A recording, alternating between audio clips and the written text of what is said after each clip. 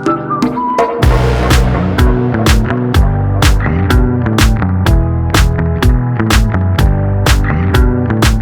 a minute, hasn't it? It wasn't supposed to be that long between my last video and this one, but life things happened. Yeah, life just happens, man. Hold on. So I'm kind of making this video as like an update video, to let you know what I've been doing, what we've been doing, what we've been up to, and just to catch you guys up, because now the content is actually coming back. Like, for sure, the content's actually coming back. And yeah, it'll be a lot more consistent. It's coming back. You guys will notice quite a few things. The production quality will be significantly increased, and amongst a bunch of other stuff. But so much stuff has happened since my last video. Stuff, oh my god, my dash is dirty. Fuck. Ignore my dirty dash, okay? Ignore it, I'm sorry. I've been busy with stuff that I'm gonna talk about now-ish. Well, first things first. Since I've been gone, I got an NB Miata, a black NB2 Miata. It's a 1.8 liter VVT, which is, you know, obviously better than the 1.6 in some ways, at least naturally aspirated, I believe. I got an NB2 Miata. The thing, it's kind of a shit box. A lot of things have happened with it, which I'll get into in a second. But the thing that sold me on it is the fact that it's the JDM 1.8 VVT, and from what I understand, the JDM spec doesn't have VIX, and if you're not a Miata person, you have no idea what I'm saying. And not only that, I heard, I'm not entirely sure, I'm gonna have to get the car dynoed, but I've heard that the JDM 1.8 VVT has a higher compression and it has slightly more horsepower than the USDM version. So my Miata is JDM swapped, so I'm gonna have to take it to the dyno. There's a place around where I live, it's called Mazda Pros, where they mostly work on, obviously, Mazdas, RX-7s, and Miatas. So I'm gonna ask them, get it dynoed, get it tuned. I also think I need a new ECU for it, because my car thinks it's running the USDM engine and it's not. It's running the JDM engine, which doesn't have VIX, which leads to some problems when the engine is cold. But yeah, so the NB Miata didn't have any radiator fan, so I don't know how I drove it home. I drove it like an hour home. It didn't have coolant in it, and it didn't have any radiator fans. The radiator fans didn't work, and so there are no fans blowing or spinning on this radiator. So we're fixing that right now. We fixed a bunch of other stuff that you guys will see, hopefully. So I don't know how that guy was driving it for so long. I don't know the previous owner. I don't know how he was driving it for so long under those conditions. I don't know how the hell I even made it home, but yes, but somehow the engine didn't overheat. Maybe there's a bent rod or something in it. Who knows? But the engine is really healthy. It works completely fine. And I guess that's a testament to Mazda reliability. I give Mazda a lot of shit because I've been changing things, switching out things left and right on the Miata since I got it. I spent more time fixing it than I have driving it. And I give Mazda a lot of shit, but upon further reflection, I guess Mazda reliability isn't that bad. It never overheated once with no radiator fans and no coolant until I realized. And yeah, I can't bitch too much about Mazda reliability. The first week that I brought the NB Miata home, it died on the side of the road, so I had to get some of my friends that you've seen on the channel to come and get me.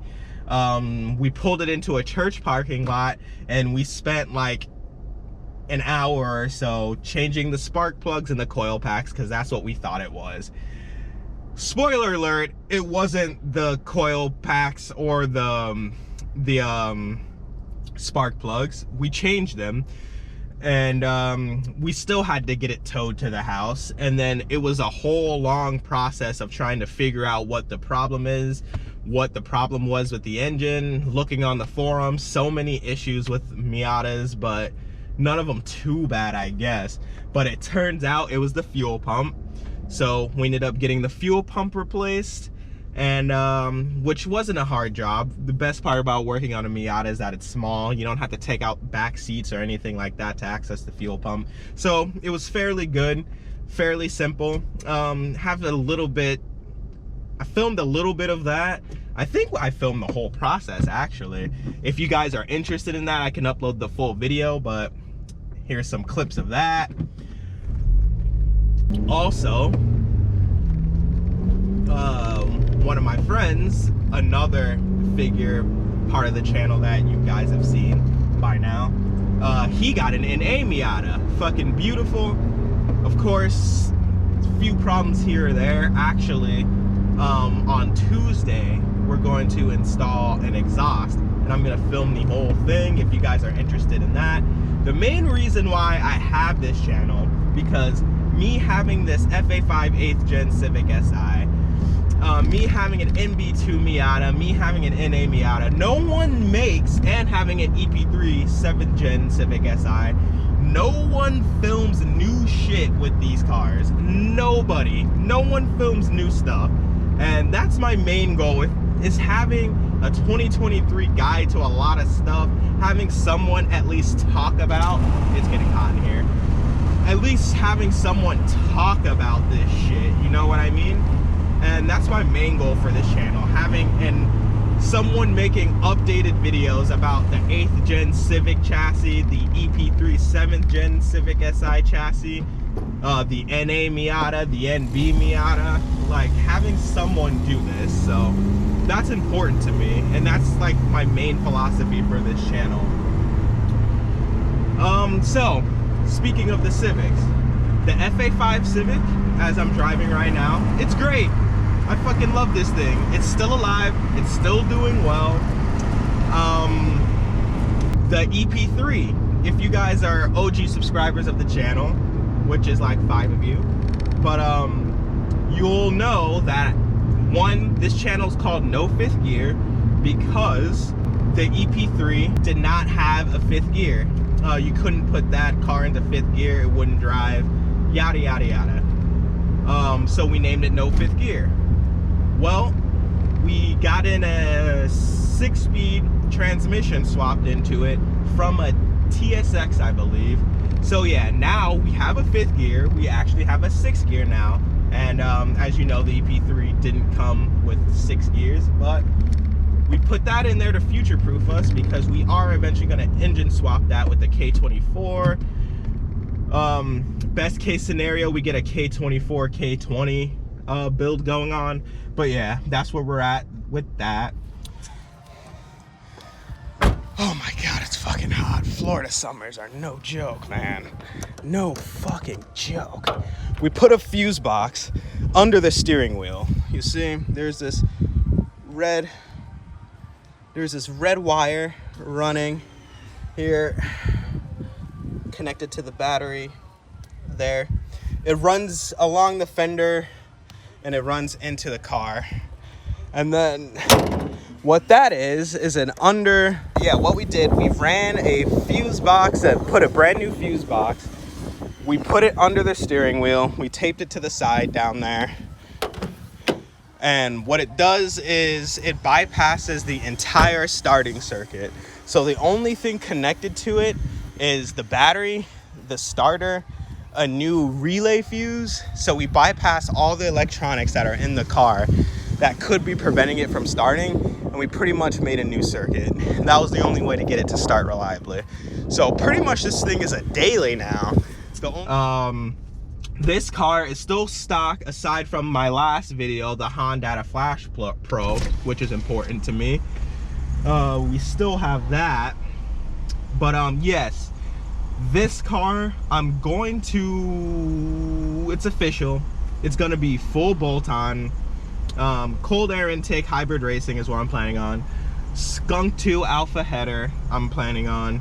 3-inch full race exhaust. I'm going with the 3-inch full race exhaust because as great as the Skunk 2 Mega Power RR exhaust sounds, it's a little too ricey, and I don't need anything. I don't need 3 ricey cars. The EP3 is straight pipe. The MB2 Miata has an ISR 3-inch exhaust. That shit's ricey, and it has Raceland headers. So yeah, this one, 3-inch exhaust, need at least 3 inches, of course, because it's a K series and they need to breathe. So I'm gonna stick with that. But I just want something a little more tame, so I won't be ricing in all my vehicles. So the first chance I get for this car, for the FA5, I am going to get it full bolt-on, and I'm gonna hit up Yash to get an E-tune, or I might get it dyno tuned, I'm not sure, but I'm looking for Yash tune. I've seen quite a few people like Cameron Hill, that's on YouTube, back when he had his 9th gen, sorry. Yash tune hit him up with some pretty good tunes, and they seem to work great, so I'm gonna hit up Yash tune for that, to get this thing tuned. I'm gonna full bolt-on tune. I'm gonna get some coils and some new wheels, because that brings me to my next thing.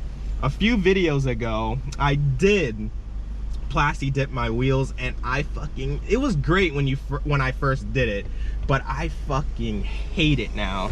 So I need some actual wheels, but unfortunately I just recently bought new tires, so it's just like, oh, what a waste of $700, but that has to be done. I need this thing to get a little painted touch-up paint, because the paint's not great. Ricing in an Elantra, dude, an old one too at that. So yeah, that's where I'm at with that. With this car at least. And yeah, those are my plans. So you'll notice an improvement in production value. You'll notice an improvement in consistency. And yeah, just my main goal with this channel is just be the person. I'm speeding. Oh, look, a cop is up there. My main goal is just to be the one to make updated videos on these older cars where no one does it anymore. And to me, that's very important. So that's my main goal with this channel. There's gonna be so much content. Like I said, there's gonna be content for the EP3 Civic. That was a terrible downshift. Anyway, there's going to be loads of content for the EP3 Civic. There's going to be loads of content for this Civic, my 8th gen. There's going to be loads of content for an NA Miata and an NB Miata, and possibly an ND Miata. Another friend of the channel that you guys seen, he has an ND Miata, and chances are we're gonna have content on that if he gets his head out of his ass and actually starts to mod the thing. But you know how people are with brand new cars. You can mod these old ones all day, but people get a little weird with brand new cars. But yeah, so in this video, I'm sure I spliced in a bunch of clips of the shit we've been up to since I've been gone, and I'm sorry that the content kind of fell off. Hopefully some of you guys are still here. Some of you guys are still here, and then I can pull in a new audience. But I have lots of long-term goals, such as I want to take this car once it's set up full bolt-on and everything. I want to take the NB Miata and the EP3 to a track, and I want to start doing track shit, to be honest. I've been getting in a lot into sim racing, sim time attack. We have a whole racing rig, wheel shifter, e-brake, all that stuff, and I've been playing a lot of Assetto Corsa lately, and I have found out that I really like driving on track, and I like driving dynamics above anything else. I'm not really like a stance boy. I'm not gonna stance any of my cars. I'm more into driving performance than I am